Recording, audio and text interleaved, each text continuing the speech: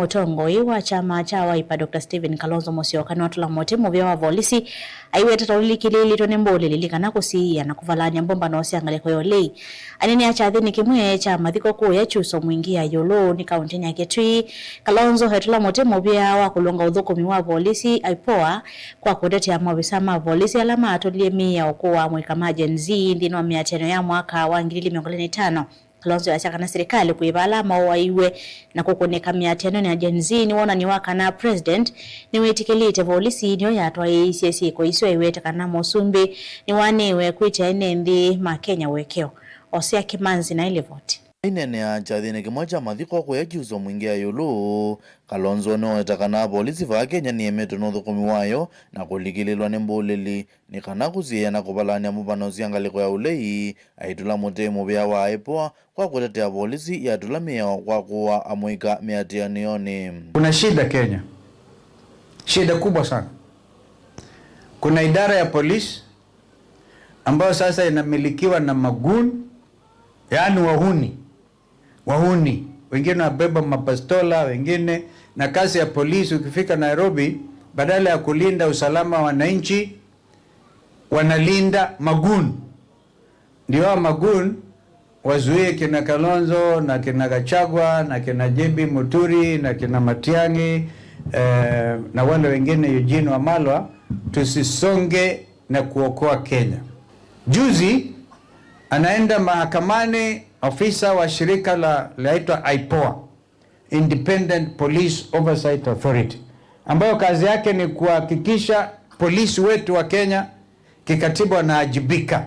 Sasa ofisa kaenda akasema pale Martin alipigwa risasi hakuna ushahidi wowote, na dunia nzima kupitia runinga, television na kwingineko, Al Jazeera, CNN, dunia nzima iliona vile huyo kijana alipigwa risasi. Huyo vo Kalonzo ni wawetakana itambia serikali kuifana kutungia ngalama alama kunikie ni meatianio ya Gen Z mwaka wa 2025 ni wonanio wakana Musumbi ni wetekilite ni polisi yatwa isi ziko aiwetakana Musumbi ni wanio kwetia wekeo kumana na ziko aiweta tangaliko elei matuku 25 makila mwi wa thanthatu ukethia wa muthenya wa kutania mwika alama kwiye miatianioni ino.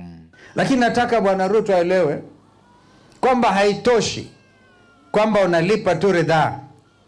Kwanza hiyo kisheria ni wazi kusema umekubali. Hiyo ridhaa unaolipa ingeandamana kuomba msamaha kwa Wakenya kwa sababu uliruhusu polisi wako wakatumia mamlaka vibaya. Sisi kama serikali badala, the government in waiting, tumeamua kwamba tarehe 25, kila tarehe 25 mwezi Juni tutakuwa na sikukuu, public holiday ya kusherehekea maisha ya watoto wetu ambao waliuawa, watoto wa Gen Z. Kavindani kau Kalonzo aiweta kana Kenya tayelekele imani ya utuli wa meya unotongo imuthuku aiweta Musumbi William Ruto tawithitwe aithiute na katimba kanzi. Nataka Kenya na nyinyi wetu hapa nyumbani mjue kwamba Kenya iko mahali pabaya.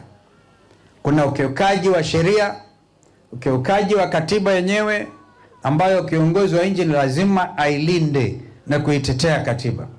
Ingawaje Bwana Ruto alipinga hiyo katiba, lakini haimaanishi kwamba hata kama alipinga sasa hivi ilio amewekwa mamlakani kulingana na sheria ya katiba ya Kenya. Polisi wanatumia live bullet.